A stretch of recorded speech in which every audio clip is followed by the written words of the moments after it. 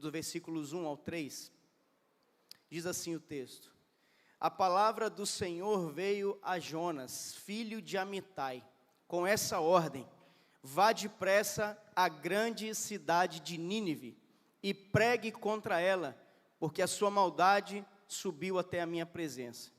Mas Jonas fugiu da presença do Senhor, dirigindo-se para Tarsis. Desceu à cidade de Jope, onde encontrou um navio que se destinava para aquele porto. Depois de pagar a passagem, embarcou para Tarsis para fugir do Senhor. Ou seja, o texto nos diz aqui que o Senhor veio a Jonas e deu uma ordem para ele: vá depressa, pregue para a cidade de Nínive. Nós podemos identificar aqui nesse texto a urgência de Deus e a sua justiça, o desejo contra a maldade que subia à presença de Deus ali naquele momento. Isso demonstra para nós aqui a importância e a responsabilidade de pregar a palavra, a urgência que nós temos de pregar a palavra a todos. Lá em Romanos capítulo 10 diz que a fé vem somente pelo ouvir a palavra. Ou seja, o próprio apóstolo Paulo diz: como ouvirão, se não há quem pregue? Como crerão, se não forem enviados? Ou seja, para nós é uma responsabilidade, como servos do Senhor, em pregar a palavra no templo, nas casas, na escola, na faculdade, no trabalho, onde o Senhor nos enviar. E a minha pergunta para nós aqui nessa noite, para mim e para você é: você como um servo de Deus, você tem assumido a sua responsabilidade de pregar a palavra? Ou você acha que essa responsabilidade de pregar a palavra é somente do pastor no púlpito? Nós precisamos parar para pensar sobre isso. Nós vemos aqui no versículo 3 que Jonas, ele foge da presença do Senhor. Era para ele ir para Nínive, e ele vai para Tarsis. Alguns estudiosos ainda, eles discutem acerca da localização de Tarsis, se era ali próximo da onde é a Turquia hoje, ou se era Tarsis mais lá para a Espanha. Haviam cidades com nomes parecidos, mas independente do local, Tarsis, se fosse em direção à Turquia ou à Espanha, era o oposto de Nínive. Era para ir para cá, e ele foi para lá. Ele foi numa direção oposta, ele foi para o lado oposto. O que eu aprendo aqui nesse texto e nessa história, e aplico para mim e para você, que todas as vezes que nós caminhamos para o lado oposto a Deus, nós estamos fugindo do caminho certo. Estamos fugindo da responsabilidade, do cuidado de Deus, da vontade de Deus. E nessa noite nós temos a oportunidade de refletir: você está fugindo de Deus em alguma área da sua vida? Você está indo para alguma direção que é oposta à vontade de Deus para a sua vida? A verdade é que nós nunca podemos fugir da presença de Deus. Lá no Salmo 139, versículo 7, o salmista diz: para onde fugirei do teu espírito? Para onde fugirei da tua presença? Nós nunca vamos nos fugir da presença de Deus. Ainda que Jonas tenha ido para um outro lugar, Deus sabia exatamente para onde que ele estava indo, sabia o que ele estava fazendo. Nós vemos aqui no texto, nos versículos 4 e 6, e eu vou citando algumas partes para a gente ganhar tempo, para não ler, mas você pode acompanhar aí na sua Bíblia. Nos versículos 4 e 6, diz que Jonas então ele vai para Tarsis, e aí ele chega nesse barco, e ele vai para um porão, e ele começa a dormir, ele descansa profundamente. E o texto vai dizer que enquanto Jonas estava dormindo profundamente ali no porão, veio uma grande tempestade, o vento do Senhor soprou ali naquele mar, e uma grande tempestade começou, e o barco balançando, e aquela coisa toda, e aí os marinheiros ficaram desesperados com o que estava acontecendo, começaram a lançar as cargas do navio, e Jonas lá dormindo profundamente. Jonas não estava nem aí com a situação, estava lá descansando, dormindo, e o marinheiro lá desesperado. O que esse texto nos revela é que a atitude de Jonas de dormir profundamente revela a sua indiferença, revela uma inércia, uma sonolência em meio às suas responsabilidades. E existem situações que nós devemos estar sóbrios, vigilantes, atentos, bem acordados. Essa postura de Jonas não é uma postura de um servo de Deus. de um homem de Deus. Nós não podemos dormir em meio às tempestades da vida, mas buscar solução junto com aqueles que estão ao nosso redor. Ao invés de Jonas estar ali acordado, veio uma tempestade, que a gente vai ver no texto que por causa dele mesmo, os marinheiros ali desesperados e Jonas dormindo. Nós vemos essa indiferença, dormindo, uma inércia, sonolentos. Nós vemos na continuidade, no versículo 7 a 12, é que começa Jonas cair a sua ficha. Jonas, ele percebe, quando ele acorda, os marinheiros acordam Jonas e falam: acorda, acorda, o barco vai afundar, o negócio está pegando, está tenso lá fora, o vento está forte, você aí dormindo, levanta, faz alguma coisa, ora ao seu Deus aí, tenha misericórdia aqui da gente. E Jonas então acorda, e ali ele começa a perceber que a situação estava daquela forma por conta dele mesmo. Ali foi quando Jonas, ele percebe a situação e ele assume a sua responsabilidade, ou seja, a ficha dele começou a cair, e ele assumiu a sua responsabilidade pela tempestade. Mas o que me chama a atenção é que, lendo ali no versículo 9, quando no versículo 8 os marinheiros perguntam: quem é, Senhor, nos ajuda aqui, quem é esse responsável por estar aqui, de onde esse homem vem, qual é a terra dele? E Jonas responde: eu sou hebreu, adorador do Senhor, o Deus dos céus, que fez o mar e a terra. E aqueles homens então ficaram apavorados. O que eu aprendo aqui com esse texto é que quando Jonas, ele responde quem ele era, ali, a primeira coisa que eu aprendo aqui é que Jonas, ele reconheceu ali a sua identidade. Quando Jonas responde: eu sou hebreu, adorador do Senhor, e ele acorda ali do seu sono, da sua inércia, a ficha dele começou a cair. Está acontecendo por causa de mim. Ele viu a sua identidade como hebreu, como um servo de Deus, e ali ele admitiu quem ele era. Ou seja, eu aprendo aqui que quando Jonas assume a identidade dele, ele estava pronto para assumir a sua responsabilidade. Primeiro, ele admitiu quem ele era, para então ele admitir o que precisava fazer. O que a gente vê aqui na sequência é que ele fala: olha, no versículo 12, respondeu ele: peguem-me e joguem no mar, e ele vai se acalmar, pois eu sei que é por minha causa que essa violenta tempestade caiu sobre vocês. O que eu aprendo aqui com Jonas então é que quando ele admite a sua identidade, ele admitiu aquilo que ele precisava fazer e não estava fazendo. E esse é o nosso papel. E como essa é uma quarta dos homens de atitude, muitas coisas aplicam-se a todos nós como igreja, mas algumas coisas são bem específicas para nós homens. Nós precisamos lembrar da nossa identidade, para então assumir a nossa responsabilidade, assumir o problema, assumir a liderança, assumir o governo, porque um homem que sabe quem é, jamais vai fugir da responsabilidade que ele sabe que precisa fazer. Sabe, eu aprendo que aquilo que nós somos antecede aquilo que nós fazemos. Quem eu sou vem antes daquilo que eu faço. Um homem ao máximo, um homem de atitude, um legendário. Nós temos diversas ferramentas aí para homens nos dias de hoje.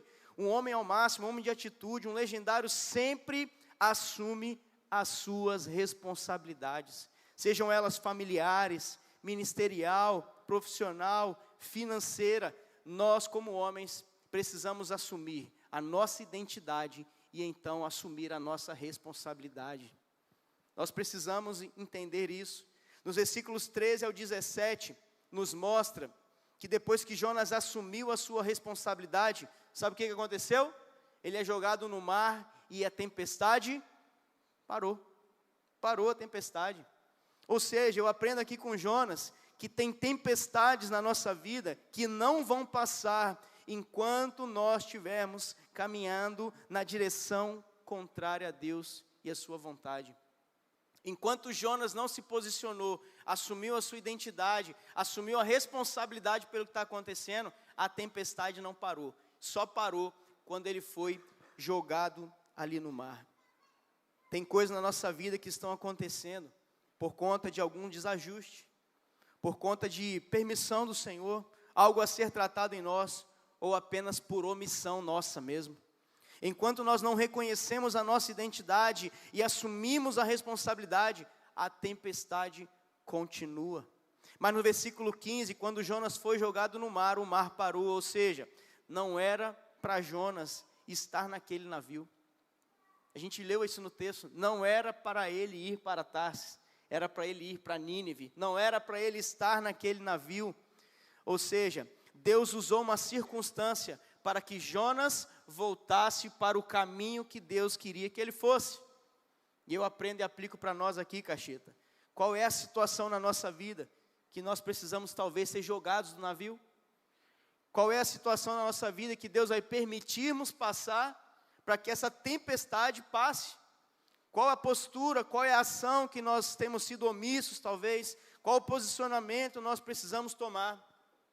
A verdade é que um servo de Deus não foge da sua responsabilidade. Nós, como homens de Deus, não podemos fugir da nossa responsabilidade, seja ela qual for a área da nossa vida. Precisamos pedir a Deus a direção. Senhor, nos mostra, me mostra, Senhor, qual atitude prática eu preciso tomar hoje, qual atitude eu preciso tomar na minha vida, seja ela ministerial, seja na sua família, seja financeira, seja no seu trabalho, na sua escola, faculdade, ou seja, nós não podemos fugir da nossa responsabilidade, assim como Jonas estava fazendo ali naquela situação, amém? Mas em segundo lugar, o sinal de Jonas nos ensina que um servo de Deus tem intimidade com Deus no secreto. Olha o capítulo 2, nós vamos ler os versículos 1 e 2. Dentro do peixe, Jonas orou ao Senhor, o seu Deus, e disse: em meu desespero clamei ao Senhor, e Ele me respondeu. Do ventre da morte gritei por socorro, e ouviste o meu clamor.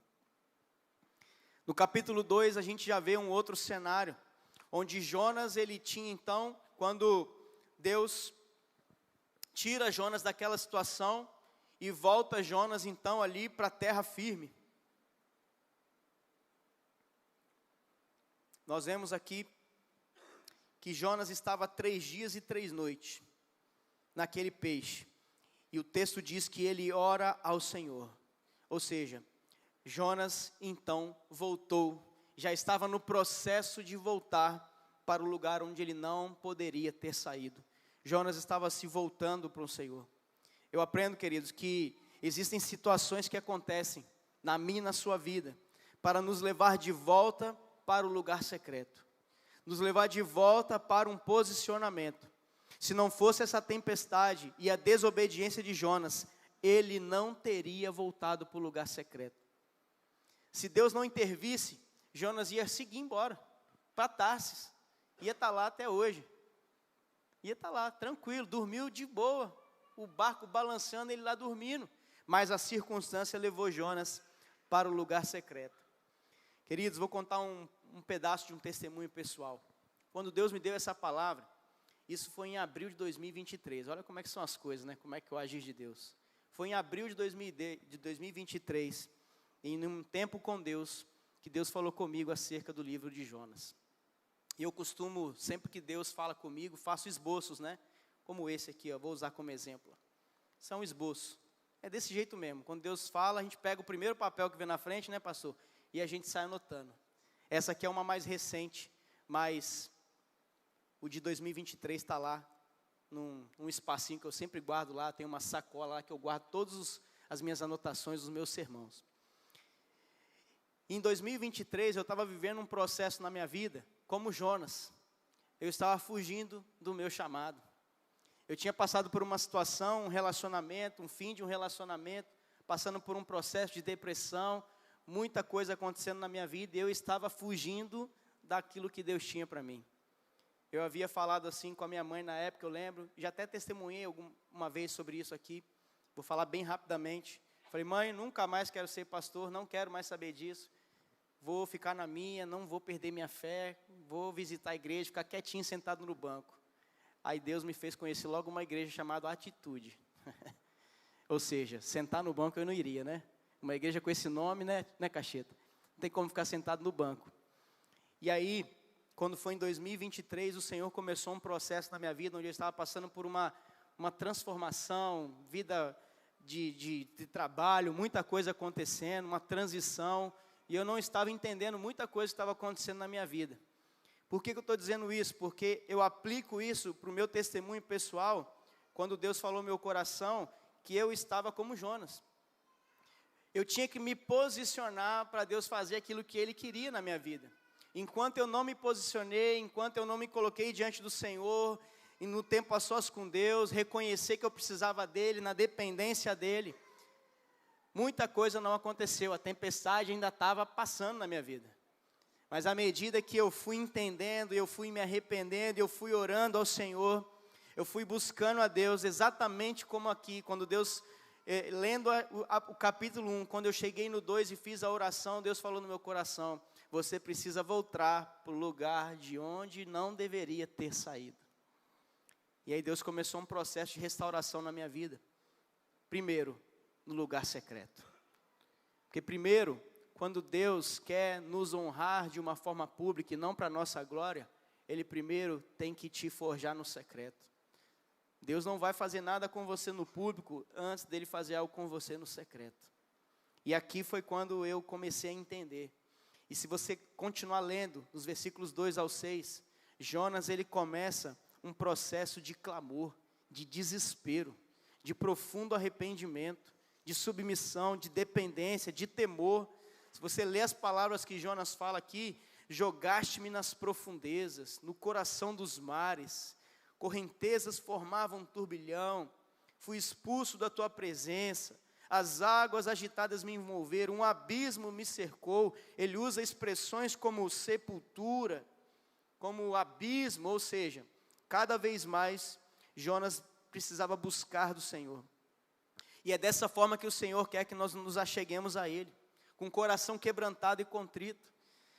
O nosso lugar secreto, o nosso tempo a sós com Deus deve ser um lugar de sinceridade, de intimidade, de choro, de abrir o nosso coração para Deus, que já sabe o que nós precisamos, mas Ele quer ver a nossa verdadeira devoção a Ele. É no lugar secreto, é o lugar onde Jonas não deveria ter saído.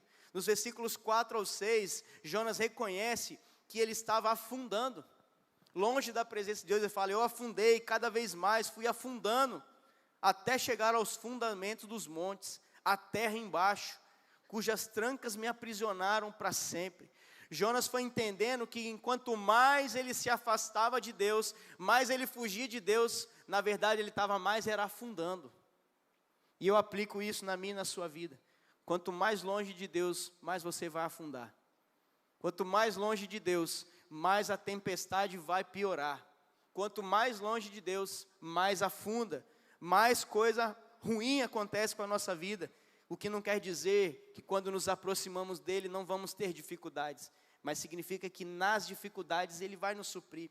Mas o que a gente vê com Jonas é que quanto mais longe de Deus, mais ele ia afundando. E tem muita gente que está assim, está afundado em tanta coisa na vida, mas nunca desabafou no lugar secreto. Desabafa em rede social, desabafa com amiga, desabafa com não crente, desabafa com gente que não vai poder aconselhar, desabafa com gente que vai dar conselhos errados. Tanta gente passando por situações, mas nunca desabafou aos pés do Senhor, que foi o que Jonas fez. O ventre do peixe foi o lugar de encontro com Deus de Jonas. O ventre do peixe foi o lugar onde Jonas encontrou Deus. E aí eu pergunto, para mim e para você nessa noite, qual é o lugar que Deus precisa te levar para você desabafar com Ele? Qual é o lugar que você vai tirar na sua casa para ter um tempo de intimidade com Deus, você e Ele?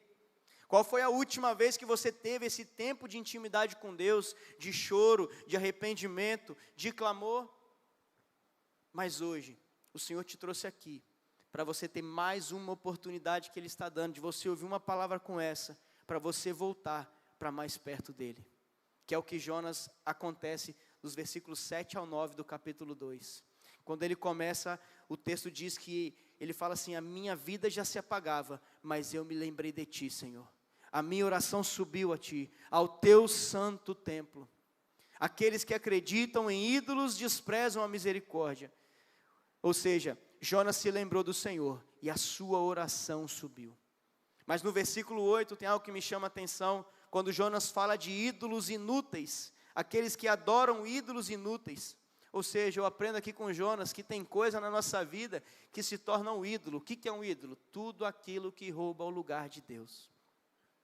E tem muita gente que está fazendo ídolos na sua vida, estão roubando o primeiro lugar de Deus. Esses ídolos que podem até impedir de estar no lugar secreto. Qual tem sido o ídolo na sua vida? O que tem roubado o lugar de Deus? O que tem roubado o seu tempo de intimidade com Deus? Jonas, ele expressa a sua gratidão ali, ele fala com cânticos de gratidão. Jonas entendeu que ele deveria cumprir a sua promessa e os propósitos de Deus para a vida dele. Jonas reconhece aqui nos versículos 9 que a salvação vem do Senhor, uma vida entregue, genuína adoração. Essa é a verdadeira adoração que move o coração de Deus e o favor de Deus. Aqui eu aprendo no versículo 10, encerrando esse tópico, que a última palavra vem do Senhor. Quando Jonas diz assim, e o texto diz assim: o Senhor deu ordens ao peixe, e ele vomitou Jonas em terra firme. Eu aprendo aqui, que a última palavra vem do Senhor. Quando Jonas volta para a terra firme, Deus coloca Jonas de volta no jogo. Ele fala, agora você vai voltar para aquilo que eu tenho para você. Terra firme é o contraste das águas furiosas do oceano que Jonas estava vendo. Há um tempo atrás, alguns momentos atrás, uma tempestade, profundezas, barriga do peixe. E agora o Senhor falou, agora que você entendeu, agora que você voltou para o secreto, agora que você voltou para o joelho no chão, com a boca no pó, agora que você se humilhou, se arrependeu, Deus volta com ele para a terra firme. Ou seja, Deus quer fazer isso comigo e com você. Nós precisamos voltar para o lugar secreto, buscar a vontade de Deus, para que a ordem dele venha, e nós pisamos em terra firme. Terra firme significa um novo tempo. Terra firme significa agora que os meus pés estão firmados nele, a rocha. Terra firme significa estar pronto para viver aquilo que Deus tinha para Jonas, para minha e para a sua vida. Amém? Talvez nessa noite Deus tenha te trago aqui, e você se encontra na barriga do peixe ainda.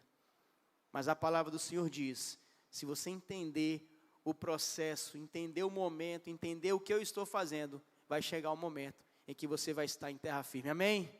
No nome de Jesus. Mas em terceiro lugar, o sinal de Jonas nos ensina que um servo de Deus obedece a Deus imediatamente. Capítulo 3, versículos 1 ao 3 diz assim, a palavra do Senhor veio a Jonas pela segunda vez com essa ordem, vá à grande cidade de Nínive e pregue contra ela a mensagem que eu lhe darei.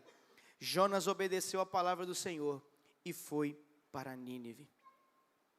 Primeiro eu aprendo aqui com Deus, que quando a palavra veio para Jonas, veio uma segunda vez, e Jonas obedeceu imediatamente. Eu aprendo que Deus é um Deus de novos começos. Contei o meu testemunho, passei por uma situação, achava que nunca mais ia viver o que eu estou vivendo hoje, de pastorear, de ministrar, de restauração ministerial, financeira, relacionamento, tudo que tem acontecido na minha vida. Foi porque eu entendi que eu precisava passar por um processo nas mãos do Senhor. E eu creio que Deus é um Deus de novos começos, Deus é um Deus de segunda chance. Talvez você tenha algo na sua vida parado, travado, área ministerial, espiritual, relacionamento. Mas o que eu quero dizer para você, Deus é um Deus de segunda chance. Deus é um Deus de graça, de misericórdia, de restauração. Não há nenhum vaso quebrado que o oleiro não possa reconstruir. Não há nada que aconteceu na sua vida no passado que Deus não possa fazer algo novo, como nós cantamos aqui. Deus é um Deus de coisas novas. Deus tem sempre uma nova chance, um novo começo para a sua vida, quando nós buscamos Ele de todo o coração. Não importa a situação, não há nada impossível para Ele. E aqui não é frase de efeito, não é frase motivacional. Nós podemos falar aqui diversos textos onde a gente vê isso. Nós vemos isso na vida de Paulo, nós vemos isso na vida de Davi, nós vemos isso na vida de vários homens e mulheres de Deus na Bíblia. E você sabe disso. Mas a verdade é que Deus precisa que nós busquemos a Ele de todo o coração. Segundo, Jonas obedeceu a palavra do Senhor. A obediência é o segredo para desfrutar das bênçãos de Deus. E a gente vê isso do Antigo Testamento ao Novo Testamento. Se você pega o Antigo Testamento, é o tempo todo Deus falando: você está vivendo isso por causa da desobediência. É o tempo todo. Qual foi a primeira ação? Qual foi o primeiro pecado no mundo? Desobediência de Adão e Eva. Por que o povo ficou 40 anos no Egito? Desobediência. Por que o tempo todo foi levantado juízes? Desobediência. Por que Saul perdeu o trono? Desobediência. Desobediência. É o tempo todo Deus chamando o povo para obedecer. Só 3 letrinhas: obedecer. Isso é piadinha de pastor. Nós vemos no versículos 4 ao 10 aqui do capítulo 3, que Deus começa a cumprir o seu propósito, tanto na vida de Jonas, como na vida das pessoas daquela cidade. O texto vai dizer que quando Jonas vai na cidade pregando: ainda chegará arrependimento para você, Nínive, se arrependam. Uma mensagem simples. Daqui 40 dias Nínive será destruída. Olha o sermão de Jonas. Daqui 40 dias Nínive será destruída. Ele foi andando. Alguns estudiosos dizem que o povo de Nínive sabia o que tinha acontecido com Jonas. É uma possibilidade. E aqui é uma conjectura, tá? Talvez as pessoas viram Jonas e falaram assim: esse cara é o cara que caiu no mar, que a baleia pegou, o peixe pegou e voltou e está aqui falando isso. Meu Deus, é uma possibilidade. Imagina o cara andando lá na cidade falando: 40 dias vai ser destruída a cidade. É uma possibilidade. E Jonas saiu falando uma simples frase, e ele foi e houve ali, o texto diz que houve arrependimento, houve mudança, houve temor. E nós vemos como Deus age. Nós vemos aqui no texto que Deus é um Deus que deseja que todos cheguem ao arrependimento.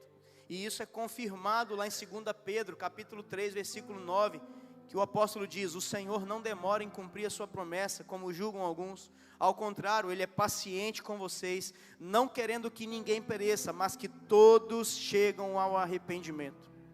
E hoje é o dia que o Senhor quer isso para mim e para você.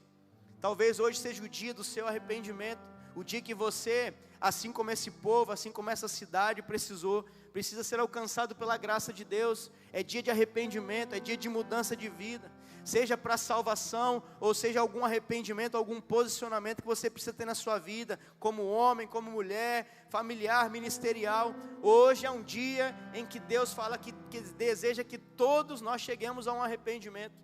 Hoje é o dia disso, para que nós sejamos obedientes à palavra dEle. Amém?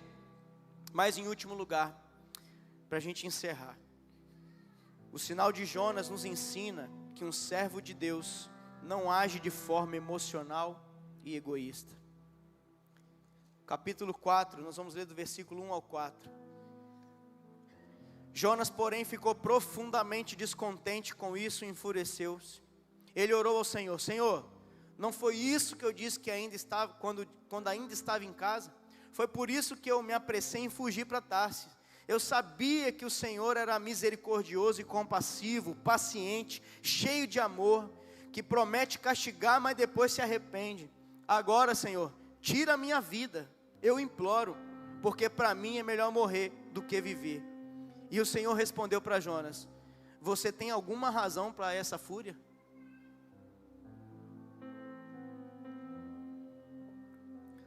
O texto diz no finalzinho do capítulo 3 que a cidade toda se arrependeu. O rei, até os animais, mandou que todo mundo fizesse jejum. Homem, mulher, animal, todo mundo entrou em jejum. E aí Jonas viu que a mensagem dele deu certo, que ele foi um instrumento de Deus, todo mundo se arrependeu. Em vez dele ficar feliz, né? Não, ele ficou triste. Por quê? Primeiro, que não era um povo judeu, era um povo inimigo, eram os assírios. E Jonas falou: tá vendo, eu sabia, Deus, eu sabia que você ia ser misericordioso com aquele miserável lá. Você mandou pregar o evangelho para ele, eu preguei e o miserável se arrependeu. É como se hoje a gente chamasse alguém para a cela, o cara ia, mudasse de vida e falou: puxa vida, o miserável que era um bebum está aqui na igreja. Oh Deus, não acredito nisso, eu não gosto desse cara, eu não gosto dessa pessoa. Foi isso que Jonas fez. O texto diz que Jonas ficou chateadinho, irado, descontente, porque Deus havia tido misericórdia daquela cidade. Jonas pediu para tirar a própria vida, e Deus pergunta para ele: rapaz, você tem razão no que você está, nesse papelão que você está fazendo aí? Ou seja, eu aprendo aqui com Jonas sobre uma inconstância emocional. O cara tinha acabado de ter uma experiência com Deus ali, orando, jejuando, buscando a Deus na barriga do peixe. Aí ele vai para a terra firme, o Senhor livra ele vai e faz o que Deus mandou fazer, cumpre o propósito. Aí quando Deus faz um milagre ali, ele pirou. Jonas agiu de uma forma emocional e não racional. Quando Deus pergunta: você tem a razão? Você tem noção do que você está fazendo? Você está pensando de forma racional sobre isso? Aqui eu vejo o desequilíbrio emocional de Jonas. Jonas vivia uma gangorra espiritual. Um dia estava embaixo, um dia estava em cima. Uma gangorra espiritual. Uma hora ele estava orando, uma hora estava cumprindo o chamado. De repente ele estava em fúria, descontrolado pela forma como Deus usou ele. E assim somos nós muitas vezes. Perdemos o equilíbrio, descuidamos da nossa mente, achamos que Deus deve agir de acordo com as nossas vontades e desejos, e ficamos chateados quando Deus age de uma forma diferente. Deus pergunta para Jonas: você tem razão disso? Ou seja, nós precisamos parar de agir de forma emocional com Deus, porque Ele sabe exatamente o que é o melhor para nós, para mim e para você. A vontade dEle é boa, perfeita e agradável, é o que está escrito lá em Romanos 12. Mas nós achamos que tem que ser do nosso jeito. Não, Deus, tem que ser assim. Fulano tem que vir assim, tem que se converter assim, tem que ser assim. A minha vida tem que ser assim, se não for assim não serve. E aí eu vou agindo de forma emocional com Deus, mas Deus não age por emoção. Deus não age pela nossa emoção, não tem que ser do nosso jeito. Isso me fez lembrar também a história de Jó. Se você ler o livro de Jó, pessoal, muita gente fala assim, o senso comum, a paciência de Jó, né? Mas Jó, a paciência dele durou 3 capítulos. Se você ler lá, durou 3 capítulos. Tem 40 e tantos capítulos, mas a paciência dele durou 3. Do capítulo 4 até o 38 foi só lamentação, reclamação. Eu não mereço, eu não mereço, eu não mereço. Aí lá no capítulo 38, aparece o Rei dos Reis, Senhor dos Senhores, o Criador. E ele chega assim para Jó: quem é esse aí que está falando esse monte de besteira? E aí foram 4 capítulos. Se você ler lá, capítulo 38, 39, 40, 41, foi só lambada. Toma, Jó, toma. Responde aí para mim. Responde para mim essas perguntinhas aí. Só perguntinha fácil. Onde você estava quando eu limitei o acesso aos mares do oceano? Perguntinha fácil. Responde aí, Jó. Só essa aqui que eu estou lembrando aqui agora de cabeça. Umas perguntinhas fáceis. E aí foram 4 capítulos aí, só lambada em Jó. Aí no capítulo 42, Jó responde: antes eu te conhecia de ouvir falar, agora os meus olhos te veem. Essa é a posição que Deus tem para um servo de Deus, para um homem de Deus, uma mulher de Deus, de submissão, de dependência, daquele que é soberano e perfeito em tudo que faz. Nos versículos 5 ao 10, nós vemos outro problema aqui em Jonas: o seu egoísmo. Além de inconstante, emocional, desequilibrado, ele ainda agiu de egoísmo, agiu egoísta.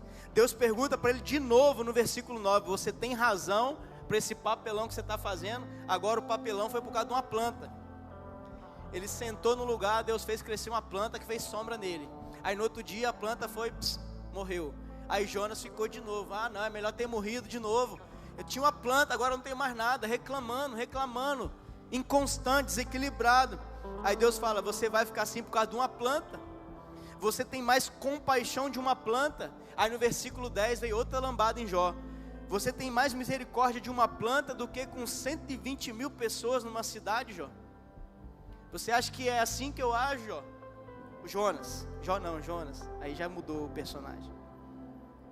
Ou seja, O egoísmo não é uma característica de Deus e nem de Jesus Cristo. Portanto, nós devemos deixar o nosso egoísmo de lado para nos preocupar uns com os outros. Nós temos responsabilidade com as pessoas da nossa convivência, pessoas que o Senhor coloca em nossa vida, nossa família, os irmãos da igreja, parentes, filhos, maridos, esposas, aqueles que estão indo para o inferno, levando suas vidas de qualquer maneira. A ordem de Deus para Jonas foi: vá depressa e pregue. Mesmo quando não quiser, mesmo quando não for conveniente, pregue a palavra. O sinal de Jonas, que Jesus cita lá em Lucas 11, 29 e 30, foi justamente porque aqueles fariseus pediam um sinal, pediam milagres, e Jesus disse: venhamos fugir da nossa responsabilidade que Ele nos colocou, assumir a nossa identidade, a nossa responsabilidade. É para nós termos mais intimidade com Deus no secreto, é para nós obedecermos a Deus imediatamente e não agirmos de forma emocional e egoísta.